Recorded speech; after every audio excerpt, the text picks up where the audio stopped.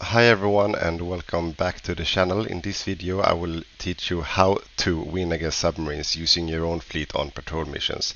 I've done a guide quite a bit back on Convoy Escort, which is more a defensive thing, but in this one I will show you how to actively search for submarines and sink them. Bear with me, it's quite long, but hopefully it's quite good as well. Before that, or before getting started, some quick housekeeping. If you want to have a guide from us every Monday, hit the subscribe button and you will get a notification on what's up next. Next week it will be the Real Boppers on releasing a guide on how to optimize your naval build. I think that's also quite in theme of what I'm going to do here.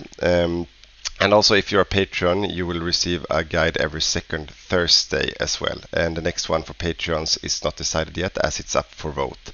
Also, a quick shout out to Moneykiller189, who's our latest patron. A big thank you and welcome on board. All right, let's get started. There are basically two different kinds of naval missions you can use for task groups against submarines. First you have the Convoy Escort that I went through in the other guide, and that's basically defending against submarine attacks on your trade routes that you can see here on the map. And then the other one, which I'm going to go through in this video, is the patrol mission, where you actively search for enemy ships or submarines in a given zone to eliminate them. So first you need to figure out where you want to use the patrol, and the easiest way is basically just to pop up the naval map mode, and then I'm going to unpause, and then after a while I can see if any of my trade routes are red. That's probably a good giveaway if there are enemy submarines somewhere attacking me.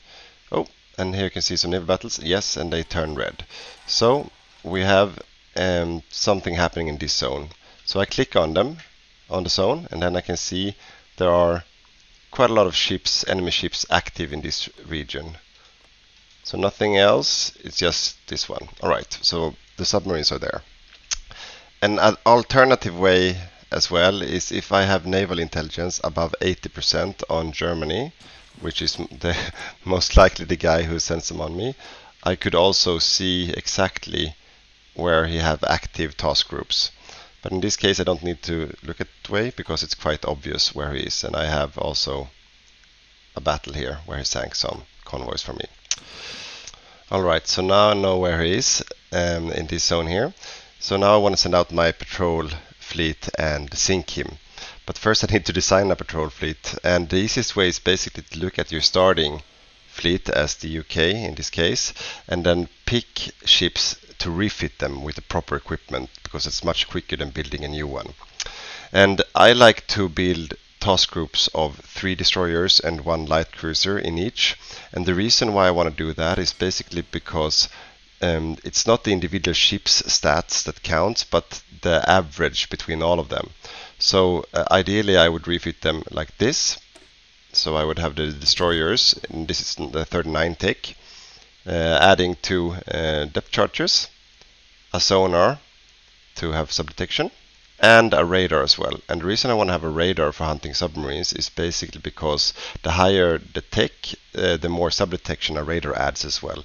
So on tier 2 it has 2 subdetection, and yeah, and then it has more and more for every tier after that. So that's also very powerful. So this submarine has 15.7 in subdetection, but it also gets an average added subdetection from the light cruiser that has the seaplanes on them, because each seaplanes give 3.5 in subdetection. But even though I don't have any depth charges in this, it doesn't really matter because it's the average on the task group that's important.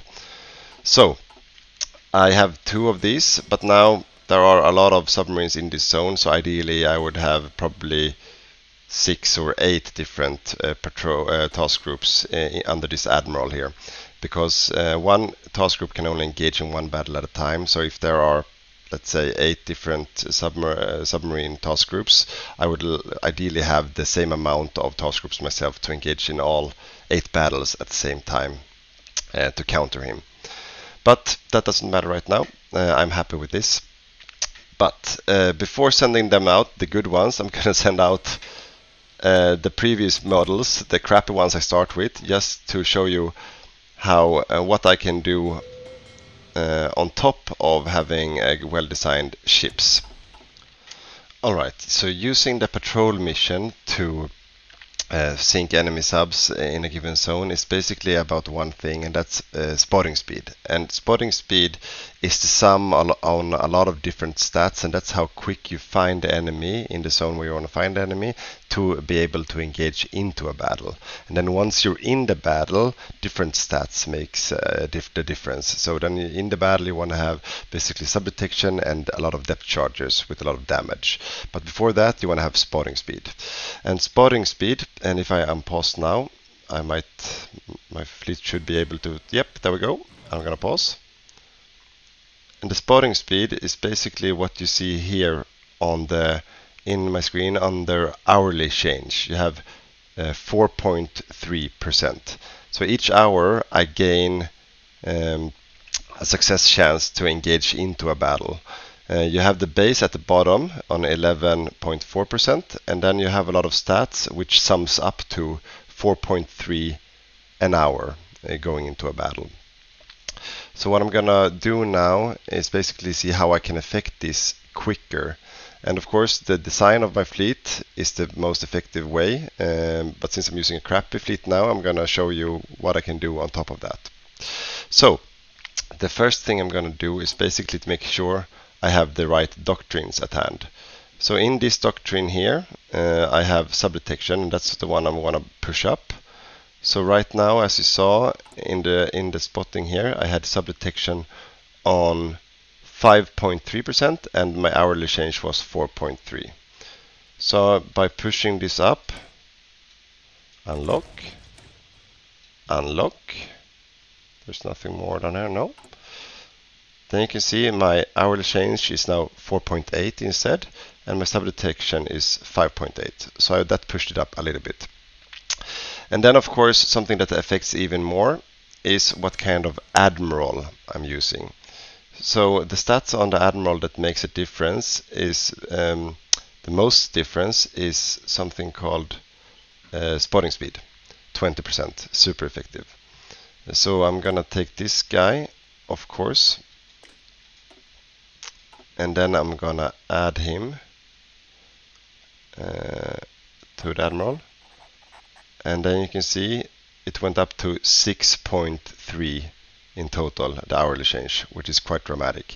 But it wasn't only thanks to the spotting speed on this admiral, but also thanks to the coordination. You see the coordination is now 110%, and it was 100 before, and that's thanks to these stats here, the fleet coordination plus 5%. And then the spotting on top.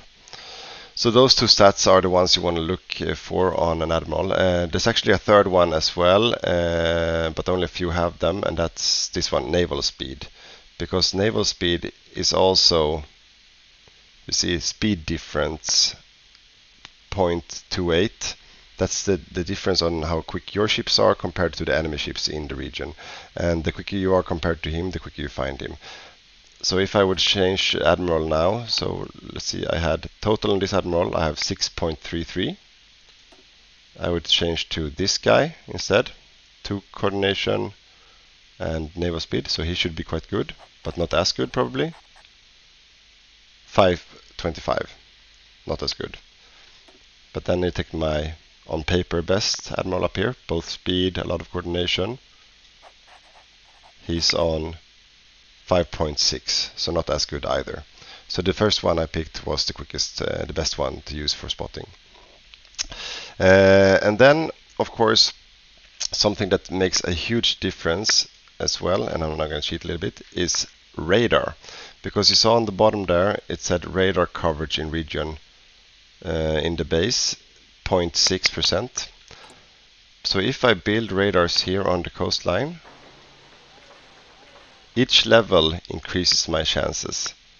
So now I'm up to 4.6 instead, so my base is 15.5. So that's a huge difference. And if I add more, maybe here, 15.5.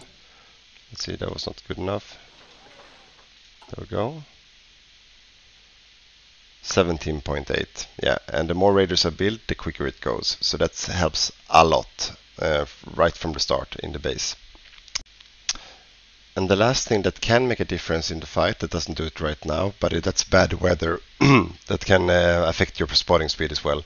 So what you can do is that you can go in here to the Navy command and then add the bad weather penalty remover, 40%. So usually you would pick this because you would probably take something else to help you win battles, but if you're really focusing on removing those submarines, this is the one that can impact that a little bit at least.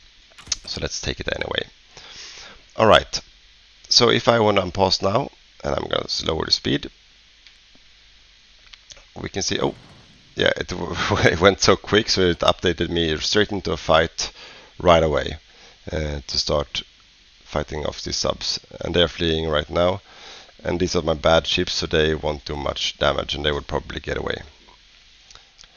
But even though these are the bad ships that I'm using, they would still be able to do some damage now, thanks to all the buffs I've taken, the doctrines, the radar stations, the admiral and everything. And I would probably be able, if I speed up a little bit, to be able to start sinking some submarines, or at least do a little bit of damage on them. Yeah, so here I got 2, for example 3 right away. And these are using the starting really bad destroyers without the signer company or anything. So what I'm going to do now is I'm going to take these guys back into harbor, and I'm going to put up my good ones, and then I'm going to take the good admiral that we saw before, and I'm going to take him on this and see what kind of damage we can do in this zone with these 2 guys. And then I'm unpausing, and right away I go into battle. And another battle right away. Let's see. Submarines here. 3 submarines in this fight. Yeah, it's gonna start mounting up quick. 4 on that fight. 3 in that fight. 6 in that fight. 3 in that fight, 4 in that fight. Yeah, you see I kill him really quick. So if I select this, you can see they're already veterans, seasoned, and I haven't done much at all, to be honest. Yes, so super effective way to remove submarines. But that's one way to design your anti-sub fleet. Another way is to use a carrier instead, and then to redesign a heavy cruiser as heavy screening with some spotters, and then light cruisers as well, so you have full screening for your carrier. And then basically you do the same with the carrier. You take the patrol and then you go out in the zone, start hunting subs. So this is a good alternative. If the regular ones aren't biting, you can always take a carrier and do the same thing and see if that helps you. A third way is basically just to use naval strike from land or from a carrier. And in that way you could take a carrier on a hold mission, so you basically just click him out in the sea zone like this, or we go up here, and then I take the carriers, naval strike, right click in the zone, and there we go. And I will start doing some naval damage to all the submarines in this zone.